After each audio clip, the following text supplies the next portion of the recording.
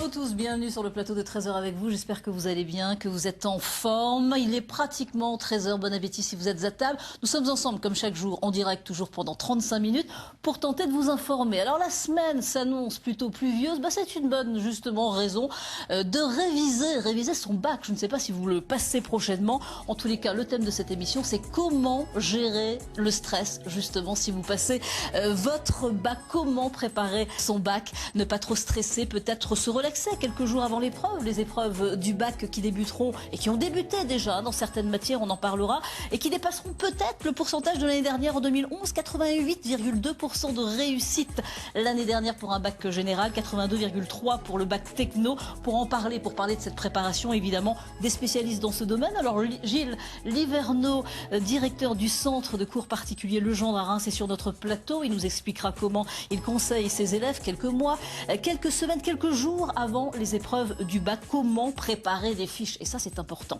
Jean-Nicolas Javelot, élève de terminale ES. Il, justement, passera le bac et il a déjà préparé, passé ce matin, justement, une épreuve. Il nous en parlera. Il donnera sa méthode. Est-il stressé ou, au contraire, complètement relaxé? Eh bien, la réponse dans quelques minutes. Et puis, je recevrai aussi Alain Chevalier-Baumel, un sophrologue, qui nous montrera quelques exercices à faire avant les épreuves et peut-être même pendant. Puis il nous donnera évidemment des conseils. À 13h20, le flash info de la rédaction, on évoquera un braquage ce matin à la poste de Mont à Charleville-Mézières. Des coups de feu ont été échangés, plusieurs personnes ont été interpellés. Et puis vers 13h25, notre rubrique Changer d'air, et nous parlerons aujourd'hui des Furies, du festival Furies qui se tient actuellement à Châlons-en-Champagne, et ce jusqu'au 9 juin pour la 23e édition. Furies envahit carrément la ville de Châlons avec du théâtre, de la danse, du cirque, un rendez-vous évidemment incontournable. Et puis, si vous le savez, si vous connaissez cette émission, vous pouvez témoigner et nous envoyer vos questions sur le thème de cette journée, comment préparer son bac. Donc, c'est simple, par SMS, CA suivi de votre question au 5 15 15 et nous répondrons à toutes vos questions avec nos spécialistes qui sont sur le plateau tout au long de cette émission. Alors, si de nombreuses formations sont accessibles dans le baccalauréat, ce diplôme d'État reste encore la voie évidemment royale vers les études supérieures. Alors, pas question de prendre les révisions à la légère. Élie est élève de terminale S et pour lui, pas de bachotage de dernière minute, évidemment. Reportage, Catherine Audet, Lucie Boisard et Philippe Gaziorek. Des révisions encadrées par un professeur particulier. Pour Élie, élève en terminale scientifique, rien de mieux pour mettre toutes les chances de son côté. Moins n, E de moins nx. Après on multiplie par E de moins nx et donc on a notre deuxième encadrement. Au programme, cours de mathématiques avec révision des suites et des intégrales. Il y a beaucoup de choses à savoir et donc avec la prof on fait beaucoup d'exercices histoire de bien se perfectionner juste avant le bac. L'élève studieux se rend une fois par semaine chez Frédéric pour 1 à 2 heures de cours intensifs en mathématiques, physique ou encore chimie, des matières à fort coefficient dans sa filière. Coût de l'heure de cours, 17 €, le coût du savoir mais aussi de la sérénité.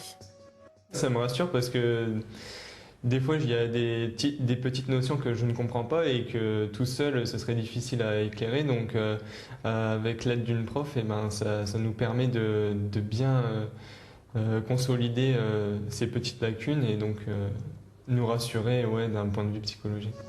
Après 8 ans de cours de préparation au bac, les demandes ne tarissent pas, bien au contraire. Frédéric a donc transformé son domicile en salle de classe et elle l'a constaté, les plus stressés ne sont pas forcément ceux que l'on croit. Souvent les parents sont aussi stressés, surtout quand le bac arrive. Donc, mais bon, et justement c'est là que je dois aussi intervenir et psychologiquement dire que c'est possible mais il faut travailler. Pour Élie, justement, pas question de perdre une minute de travail. Après le cours de soutien, il retrouve Laure, une camarade de classe, histoire de confronter les connaissances. Les systèmes, là, c'était un peu compliqué, je trouve. Oui, en fait, ça, il faut apprendre les formules par cœur, c'est ça Ouais, mais en fait, il faut que tu connaisses la deuxième loi de Newton. Et même si le stress est au rendez-vous, pas question pour ces lycéens de céder à la panique. Pour le stress, j'essaye de me reposer, de pas trop me mettre la pression. Je révise beaucoup pour être sûr de tout bien savoir et puis après je laisse aller les choses. D'ailleurs, j'ai beaucoup d'amis qui me disent, même mes parents, qui me disent de réviser beaucoup, ça sert à rien parce que des fois après on est inefficace, mais en fait j'ai pas confiance, donc je préfère beaucoup travailler. Comme ça, j'ai l'impression de réussir. S'il obtient le précieux sésame, Élie s'inscrira en STAPS l'année prochaine pour devenir professeur de sport. Il aura déjà acquis en tout cas le goût de l'effort. On croise les doigts pour Élie. Alors, sa méthode est-elle la bonne? On va en parler justement avec Gilles Verneau. Bonjour. Vous êtes directeur d'un centre de cours particulier à Reims. Et des lycéens viennent régulièrement vous voir. Alors, tout au long de l'année, évidemment, des mois avant un examen, des semaines et quelques jours même pour certains. Ça arrive. C'est la bonne méthode, ça? Non, la bonne méthode, c'est effectivement ce qu'on vient de voir dans le reportage, ce que nous dit Élie, effectivement, est bien. Il faut réviser d'une façon régulière, il faut prendre son temps dès le début de l'année scolaire, travailler d'une façon constante. Bon, alors travailler, ok, mais s'il y a quelques lacunes et s'il y a quelques problèmes dans certaines matières, il faut réviser encore plus, évidemment. Alors oui, il faut pas hésiter déjà à dire qu'on a des difficultés. Et il ne faut pas hésiter à le dire le plus tôt possible. Alors, évidemment, là, au jour où on est aujourd'hui, 4 juin, c'est un petit peu tard pour le dire. Donc là, maintenant, s'il y a vraiment des lacunes de compétences, il faut mettre le maximum de chances de son côté. Donc il faut travailler, il faut réviser, il faut savoir s'organiser, savoir faire des fiches pour faire des résumés de travail. Ouais, savoir faire des fiches, et ça on va en parler, on va donner justement les conseils. Il le disait justement, Élie, dans ce reportage, c'est important d'être rassuré. Justement, s'il y a des petites lacunes, là, il apprend d'être rassuré, mais de se relaxer aussi après. C'est très important de savoir se relaxer. La veille d'une épreuve, on passe pas toute la soirée, toute la nuit à réviser. Là, c'est vraiment trop tard. On ne fait que rajouter du stress au stress. Pour vous, l'objectif, c'est vraiment d'obtenir son bac, mais ce n'est pas d'obtenir des compétences. Le bac, c'est la porte ouverte. Ouais. Donc le bac n'est pas une fin en soi. C'est d'avoir le bac pour pouvoir rentrer, par exemple. Pour pouvoir faire d'autres études supérieures, quelle que soit la filière qu'on choisit. Le bac n'est qu'un sésame. Bon, je pense que Jean-Nicolas Javelot, qui est à côté de vous, est tout à fait d'accord. Bonjour. Jean-Nicolas, vous êtes terminal ES, vous allez passer le bac prochainement, mais vous avez déjà passé, parce qu'il y a certaines matières, justement ce matin, vous étiez... Alors expliquez-nous comment ça s'est passé ce matin, c'était en quoi? Donc c'était en SP anglais, donc j'ai passé l'épreuve ce matin à 10h30. Alors un peu stressé, mais ça s'est très bien déroulé. Alors comment ça s'est passé le week-end? Est-ce que vous avez révisé ou alors vous êtes sorti, vous avez profité? Ça fait 2 semaines que chaque soir j'essaie d'apprendre un texte et ce week-end j'ai essayé de travailler un peu plus. Mais je pense que ça ne servait pas à grand chose en fait. D'accord. Il fallait mieux se relaxer. Oui, normalement il fallait qu'il se relaxe le week-end dernier. Disons que travailler pendant la journée, c'est une bonne chose. Au-delà d'une certaine heure, il faut penser à autre chose, il faut se détendre, il faut rester soi-même. Bon, il a été sérieux, il n'est pas sorti. Apparemment, oui. Donc c'est bien, donc j'espère que ça va marcher. Comment ça s'est passé tout au long de l'année? Il y avait de bonnes notes? Plus ou moins, oui. Plus ou moins, et il y avait quelques lacunes de temps en temps sur certaines... je pense, oui. Donc là, il a fallu travailler un peu plus. Voilà. Alors là, vous avez aussi appris à faire des fiches. Oui. Ça, c'est important. Comment on fait ces fiches, ces fameuses fiches? Les conseils à tous les jeunes qui vous regardent. Tout d'abord, il faut que ce soit fait soi-même. La première des choses qui est importante, c'est que quand on écrit la chose, on l'apprend. On l'apprend en l'écrivant. Donc simplement se dire, il y a le résumé de la leçon à la fin du bouquin de maths ou d'histoire géo et je vais pouvoir la lire et c'est ma fiche, je ne pense pas que ce soit la bonne solution. Le fait de l'écrire soi-même, c'est déjà le fait de l'apprendre. Alors le conseil, c'est de l'écrire tout au long de l'année, de faire des fiches tout au long de l'année par rapport au... Oui, effectivement, le mieux c'est le chapitre important. Que de les faire au dernier moment. Le faire au dernier moment, c'est la révision du dernier moment, ça revient. C'est aussi important d'écrire et comme ça oui, parce que ça permet de l'apprendre au fur et à mesure. Donc la fiche, c'est quoi? C'est le résumé des grands concepts du chapitre que l'on vient de voir. Et souvent mettre à côté de ce concept un petit exemple personnel qui va nous permettre d'avoir comme un moyen mémotechnique pour revenir sur un point important. Alors vous les avez faites ces fiches au dernier moment ou tout au long de l'année? Tout au long de l'année. Tout au long de l'année, c'est bien, d'accord. Dès qu'on finit un texte, vaut mieux le faire. Sinon après on accumule le retard et c'est pas D'accord. Et le conseil, vous avez noté quelque chose de bien précis en plus des conseils là, de Monsieur Luverneau? Non, pas vraiment. Non. C'est vraiment le résumé. Voilà, c'est ça. Bon. Alors, au moment, évidemment, des examens, il existe, paraît-il, dans les pharmacies, quelques remèdes miracles pour la mémoire. Lucie Boisard, une des journalistes 13h avec vous, est allée enquêter. Regardez. Valérie, dernière ligne droite avant de passer les examens du baccalauréat. Alors je me tourne vers vous, Caroline Cacheux, nous sommes dans votre pharmacie. Existe-t-il un remède miracle pour éviter d'avoir du stress? Le remède miracle, non, mais je dirais qu'on peut amener de nombreuses aides aux étudiants. Donc essentiellement des choses à base de magnésium qui vont permettre une bonne décontraction et surtout un sommeil réparateur. Très important. Voilà, très important. Nous avons des choses aussi pour le stress qui sont sous forme d'homéopathie. Voilà, donc il n'y a aucune accoutumance, voilà, ce ne sont que des choses naturelles. Il n'y a aucun souci quand l'étudiant arrête, mais c'est pareil qui permettent une détente et donc un meilleur apprentissage. Alors la question, Caroline, le stress, il faut mieux l'éviter pour passer l'examen. Et puis aussi, est-ce qu'il y a un petit stimulant pour avoir une bonne mémoire le jour J? Alors soyons bien d'accord, ce ne sont que des aides, mais maintenant il y a de nombreux produits à base de plantes qui permettent d'activer la circulation cérébrale et donc d'amener une meilleure concentration et de stimuler la mémoire, à base de plantes ou d'oméga 3 également. Alors, tout ça peut bien sûr aider le candidat, mais Valérie, ce qui est très important, c'est d'avoir une bonne alimentation et de bien dormir avant les épreuves.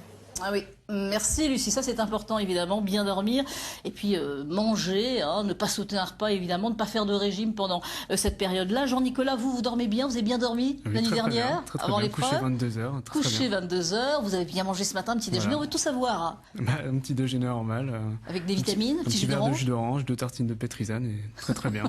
Voilà, on sait tout. Est-ce que vous avez déjà pris comme ça des petits stimulants à la pharmacie? Jamais. Je ne savais même pas que ça existait. Ça vous tente ou pas? Non. Pour les prochaines épreuves? Non, pas vraiment. Pas du tout. Non. Tout va bien comme ça? Voilà, très bien. Vous n'êtes pas du style trop stressé? Non, plutôt relax. Plutôt relax. Ouais. D'accord. Vous savez que c'est possible d'écouter de la musique aussi, c'est juste avant par exemple. J'ai vu ça ce matin. Voilà. J'ai vu ça ce matin. Alors vous aviez de la musique vous? Non, moi j'écoute ma musique avant de partir justement à l'épreuve, mais pas pendant ou pas juste avant, quelques minutes avant, dans les couloirs. Non. Là, il y avait justement des jeunes qui écoutaient ce matin? Oui. Ça leur faisait du bien. Vous les conseillez, vous, justement, les jeunes que vous voyez, les adolescents, à prendre quelques vitamines le matin? Alors, ça, jamais. Je ne conseille pas de prendre quoi que ce soit. C'est pas mon rôle. Je pense que ce qui est important, c'est que chacun doit se découvrir soi-même, doit se connaître. Vous avez des enfants qui sont stressés. Et il faut qu'ils sachent le vivre, et qu'ils sachent se détendre, qu'ils sachent dormir correctement. Vous en avez d'autres qui le sont moins. Chacun doit se découvrir. C'est vraiment important.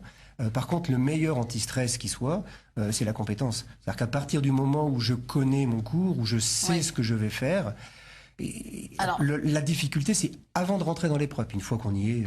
Quand vous arrivez, justement, le conseil que vous avez à donner, quand il y a plusieurs exercices à faire, si justement on cale sur le premier exercice, votre conseil, tout de suite on passe au suivant. D'accord. Parce qu'il ne faut pas perdre du temps. L'objectif d'un examen, là on n'est pas simplement à réviser une compétence, on est là pour passer un examen. Donc la meilleure des choses à faire, c'est premièrement lire tranquillement le sujet, de comprendre vraiment ce qu'on attend de moi. Ça, c'est fondamental. Le nombre d'erreurs sont commises pour une méconnaissance du sujet. Ensuite, en fonction de ce que je vois comme type d'exercice, je fais ce que je sais faire d'abord. Ça me met en confiance. De toute façon, de démarrer par quelque chose que je sais faire, ça me met en confiance et ça me rassure pour passer sur les choses suivantes. Bon, vous avez noté? Vous avez compris? Oui. C'est mon coach personnel. Alors, il y a une question justement de Hervé de Chaumont qui demande comment peut-on aider nos enfants pour préparer leur bac sans les stresser. Il ne faut pas leur demander constamment est-ce que tu as assez revu? Non, réviser. Il faut simplement... Après, je pense que les parents connaissent aussi leurs enfants, donc il y en a qui doivent savoir ceux qui révisent et ceux qui ne révisent pas.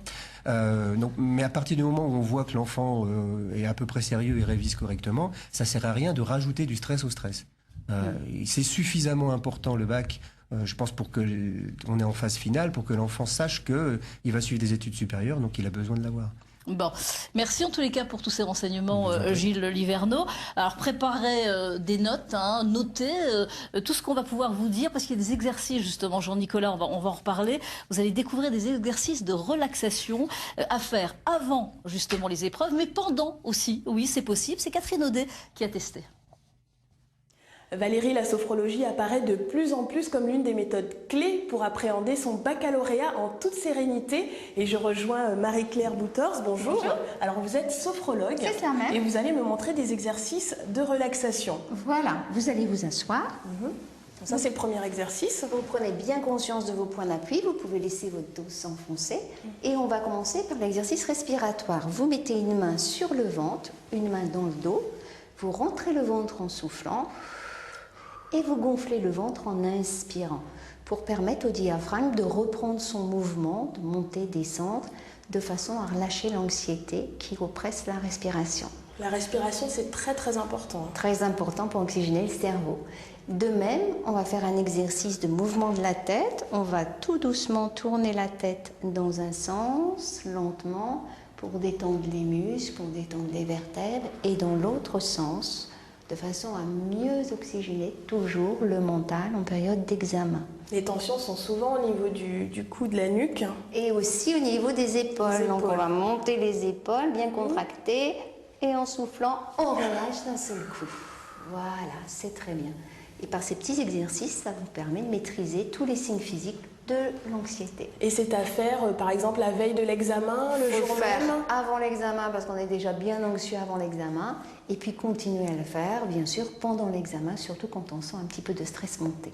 Merci Marie-Claire Bouters pour tous ces conseils. Alors Valérie, moi je vais continuer à me relaxer. En tout cas, ces exercices sont très efficaces puisque je me sens déjà bien détendue.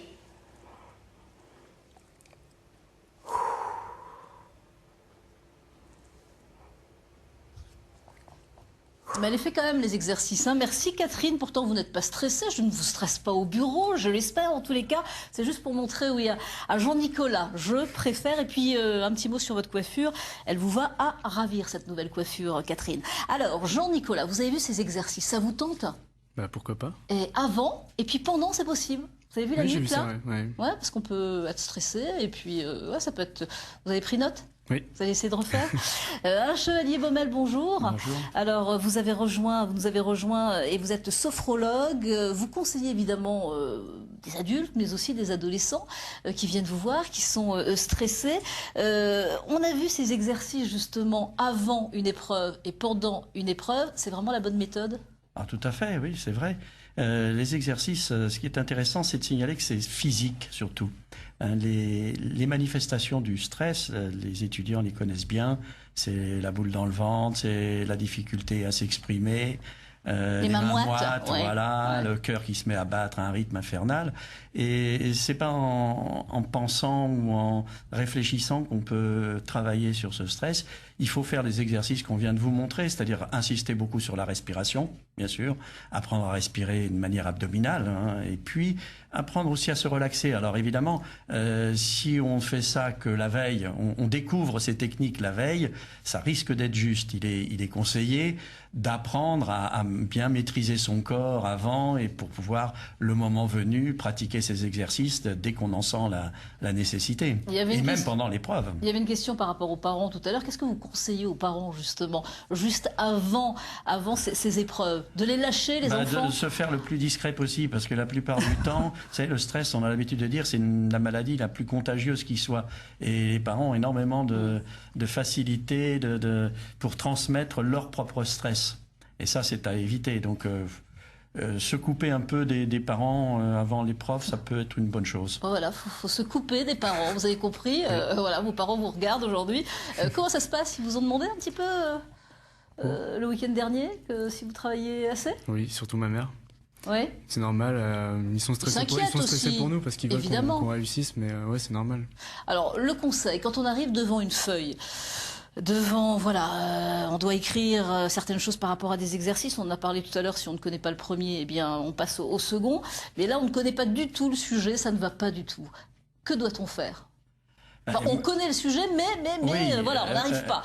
Donc, que conseillez-vous de faire à ce moment-là? Le problème est là, c'est que la plupart du temps, les étudiants ont la compétence, ont le savoir, ont les connaissances, mais juste au moment de la situation de l'examen, ils n'arrivent pas à avoir accès à ces connaissances, à mettre les Il y a des gens, oui, il y a des personnes qui peuvent avoir des relation. compétences, mais qui sont complètement stressées. Mais oui, voilà, et qui ratent, alors qu'ils ont tout à fait la possibilité intellectuellement de répondre aux questions qui leur sont posées, de résoudre les problèmes.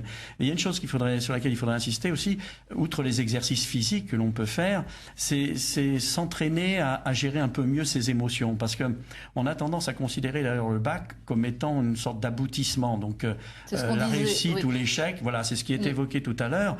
Il faut s'entraîner à penser au futur, plutôt à tout ce qui va être positif, tout ce que ce bac va m'apporter de positif. La possibilité de partir en vacances, déjà, c'est peut-être la première, d'une manière tranquille. La seconde, c'est de pouvoir avoir accès à une classe prépa ou rentrer dans une grande école, je crois, comme c'est son projet. Alors, en pensant à ça, en arrivant le jour de l'examen, avec en pensée tout ce qu'on va pouvoir réussir et faire de positif après, ça met dans un état d'esprit très de plaisir, c'est agréable. Et évidemment, quand il y a du plaisir, bien, on mémorise mieux. Le projet, oui, c'est l'école de commerce, évidemment. C'est ça. Hein, Oui, donc là, il faut vraiment l'avoir. Oui. Il faut vraiment l'avoir pour entrer dans cette école de commerce. Alors, à bannir, évidemment, avant un examen, le tabac, les régimes, on en a parlé tout à l'heure, ne jamais sauter un repas. Il faut surtout pas, parce qu'il faut être en forme, il faut bien manger le matin, et puis faire une nuit blanche, évidemment, pas sortir la veille, se dire, allez hop, on décompresse, non, surtout pas. L'hygiène de vie, c'est l'hygiène le de premier vie, des donc conseils. bien dormir, évidemment, bien manger le matin,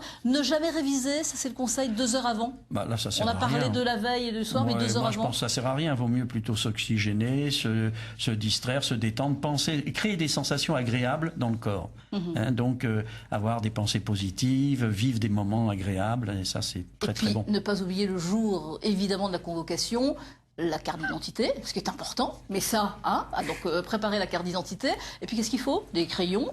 Des crayons, la convocation. Ouais, tout le matériel qu'il faut, il faut regarder la fiche du jour aujourd'hui. Et puis, voilà, une montre pour garder l'heure. C'est vrai que j'en ai une, mais c'est pas obligatoire. C'est pas obligatoire. Non. Alain Chevalier-Baumel, alors les adultes sont de plus en plus stressés, on s'en rend compte actuellement. Bien Les sûr. ados aussi. Les enfants aussi, beaucoup, et même très très jeunes maintenant. Ah, oui. Et vous avez créé justement une école de sophrologie du Nord-Est. Elle se situe où exactement? Nos cours se déroulent rue Rogier, à Reims. Donc pour déstresser les champs pardonnés. Nous formons des sophrologues, et là des sophrologues professionnels qui maîtrisent parfaitement leur métier. On a déjà 2 promos qui sont sortis, et je peux vous dire que les résultats sont extrêmement intéressants. Merci beaucoup pour toutes vos explications, et puis je vous dis merde, voilà, c'est tout. Il viendra nous dire, vous nous appelez pour nous dire que si le bac, vous l'avez dans votre poche ou pas. Merci à vous.